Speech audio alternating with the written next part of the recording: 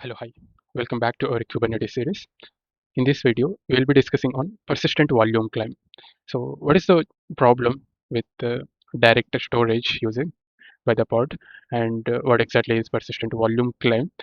How the persistent volume climb works in the short term PVC, we can say. Okay, from request till the storage complete to flow, and we'll be seeing the architecture in a layer wise uh, from pod till the storage. In between, there is a PVC, persistent volume climb, and a PV, which is persistent volume. We'll be seeing layer wise what exactly it was happening, and we'll be covering the key features of persistent volume climbs and basically capabilities. And there is a certain access modes. We'll be discussing with the example also by showing the specifications. There is a certain access modes, how exactly the storage is shared, and we'll be seeing the real world example, how exactly the database app requesting some 10 GB via the persistent volume climb. Okay, how exactly that request looks like. Okay, and a quick summary and a recap about whatever we just covered in this particular video. So without further, let's enter into the video. First thing, persistent volume climb. So it is going to define how exactly our application requests a storage within the Kubernetes. It is like in simple words, we can say bridge between your application and its data. So here is how exactly the flow from pod. There is it is a bridging gap, bridging the gap between the pod and the actual storage. Okay, so here if you see the pod, it is requesting the PVC, and PVC serves the storage, and this is the like man in the middle, or a kind of request form, we can say. Okay, we'll be discussing more about that. And first, let us go with a problem. Okay, so why can't the pods use a storage directly? First reason, pods should not manage the storage details. So we all obviously know, pods don't know or not capable of managing the disk types, server IPs, or any cloud credentials, and that is a that comes with the separate concerns. And here the developer shouldn't worry about the infrastructure, uh, about writing a database application, should not need to configure the AWS disk, or like AWS EBS disk. And it is tightly coupled that creates the problems. So if it was tightly coupled, if the storage configuration is hard coded within your pod specification, moving to a new cluster means rewriting everything. So that becomes a problem. And also the pods are replaced frequently. Whenever the new pod is created or old pod was cleaned, uh, a simple way to reconnect to the same storage automatically. Okay, so the solution for all these particular problems was there should be an abstraction layer where the application simply requests a storage without worrying about how or from where it was provisioning or how it was happening. So that abstraction layer is the PVC, which is persistent volume climb. Okay, so uh, here is how exactly, okay, a clean abstraction layer looks like. So this is the abstraction layer, and this is going to handle, once this was provided, Kubernetes is going to take care of provisioning part. Okay, this is like a, what we can say, a request abstraction layer request form. Okay, PVC was the, and without PVC, if it was directly coupled, we have a pod, and we need to each and every pod, we need to associatedly have your disk type, IP address, cloud related configurations, associated region. So here the developer team know all the infrastructure details, and they have a more burden. So with PVC, then it is no more their responsibility. They just need to request. That's it. Okay. And now let us see what is a PVC, persistent volume. Okay. It is a formal request for storage. So persistent volume climb is a Kubernetes object where an application says, I just need this much storage with these properties. So it creates by the developers or any of the users. Okay, so there is a certain YAML file that specifies the size, access mode. Then Kubernetes does the matching for you. Okay, so here is the sample example how it looks like. I will be showing a complete example also. Let me open up that. Yeah. Here, if you see, this is a complete example of a uh, how exactly the persistent volume definition and persistent volume claim. Okay, so this is what exactly we are discussing. Okay, so we are defining the API version, and the kind we are specifying as persistent volume claim, and in the metadata we are giving what is the claim name. Okay, PVC name, and in the specifications we are specifying the access mode. So this is how exactly the access mode. We will be discussing more about these access modes, and then the resources, what exactly the storage unit. Okay, and storage class name also. Okay, and then the PVCs will come into picture. This is a pod that uses the PVC, and let me, yeah, here what we just seen the specifications. Okay, then here Kubernetes will find the matching persistent volume, and then Kubernetes will automatically scans the available persistent volumes and binds the best match to your request, which is persistent volume claim.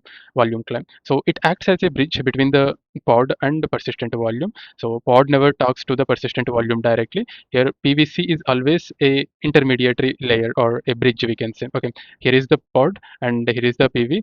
So pod is directly not talking. With the help of PVC only, it was talking. Okay, and it is going to simplify a storage across the environment. That means it uses the same PVC YAML, works on multiple cloud offered storage, and in simple analogy for better understanding, PVC you can think like filling a storage request form.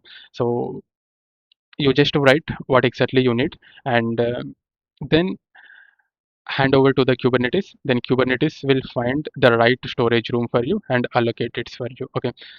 Then and also it matches as well as binds the PV with the PV. Okay, PVC to PV binding is done by the Kubernetes. Now let us deep dive into how exactly the PVC works from request till the storage step by step process. Initially, the admin will provision a persistent volume. Okay, so let's say a 100 GB disk is created in any of the storage platform. Here, persistent volume is available in the cluster waiting to be claimed. Okay, then here it is a waiting or available stage. Okay, and then it PVC will come into picture. So here developers will create a PVC request. It is a PVC YAML specification file that specifies the storage access mode, and then it applies to the cluster. Here available, then it applies. Then here it comes to the bonding. So Kubernetes will matches the binds like PVC to the correct persistent volume. So it looks for the persistent volume that satisfies the size, access mode requirement, status, everything. Okay, then it updates the status PVC as a bound and PV also bound. Okay, here the status was bound. Then once it was bound, pod mounts to the associated PVC and access the storage. So here pod specifications references to the PVC by name, and Kubernetes mounts the bound persistent volume into the pod at so and so path. Okay, this particular path in our case. Then once it was done, whenever the pod restarts, PVC will stays bound and the data will be intact. So whenever the uh, pod remounts to the same PVC, or else uh, whenever pod restarted, the same PVC will be mounted to the another pod, and there is no data loss or no need to reconfigure again and again. Okay, so this is the high level flow how it looks like from user. There is a PV, and then PVC was created, and then it was mounted to the correct pod, and then if it was restarted, still actually we applied. PV and PVC are bounded. There is no loss of data, and it data will be left. Now let us see the architecture, how exactly the layered architecture from pod to till storage. So this is how exactly the flow.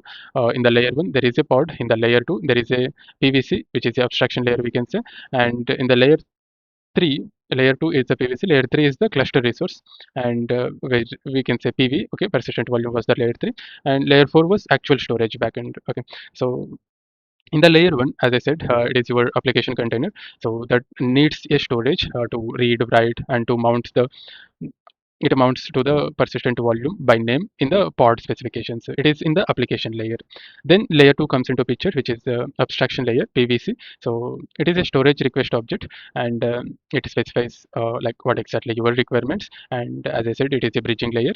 And then the third layer comes, which is persistent volume layer. So here a persistent volume will provided by the admin and knows the real storage backend, and that matches to the PVC by Kubernetes.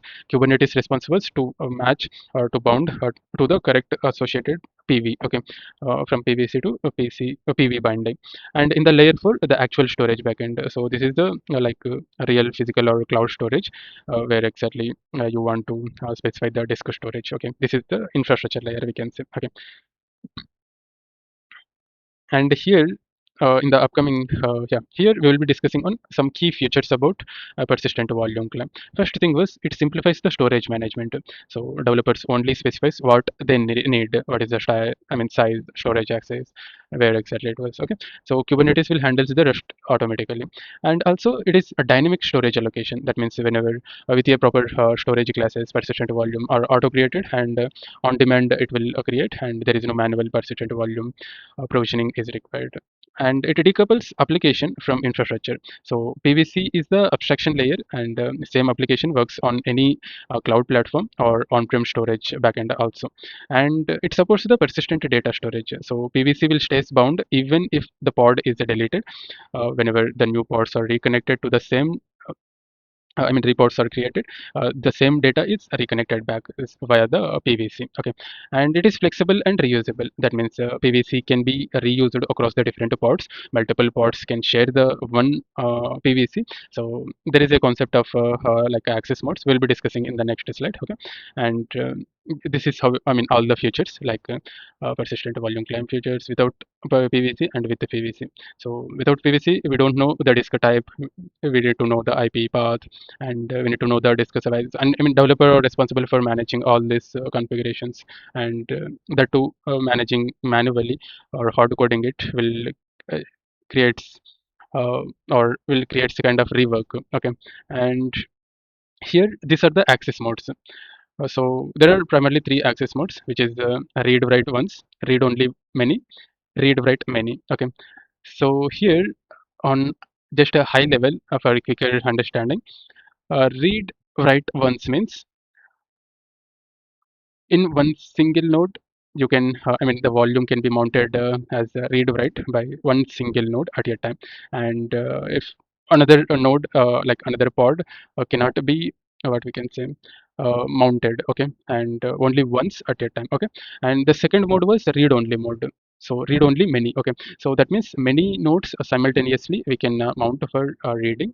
And it is especially good for sharing the configuration files or some static assessments. Okay, so pod A also can read, pod B also can read everything. Okay, and coming to the third access mode, which is read write many. That means we can mount the volume as a read write to many nodes simultaneously. Okay, that means it shares the file system like network file storage. Okay, so that many pods can read write simultaneously. Okay, and here we'll be seeing real world example understanding how exactly the application like database application requesting a PVC for 10 GB storage. Okay, so here is the scenario where a MySQL database pod that needs a 10 GB persistent storage for customer data. So here, once the request comes, developer is going to create a PVC request for 10 GB storage with a proper access mode, read write once access mode, and tells, and that's all from the developer. And then Kubernetes will roll into, come into picture. It finds the matching persistent volume.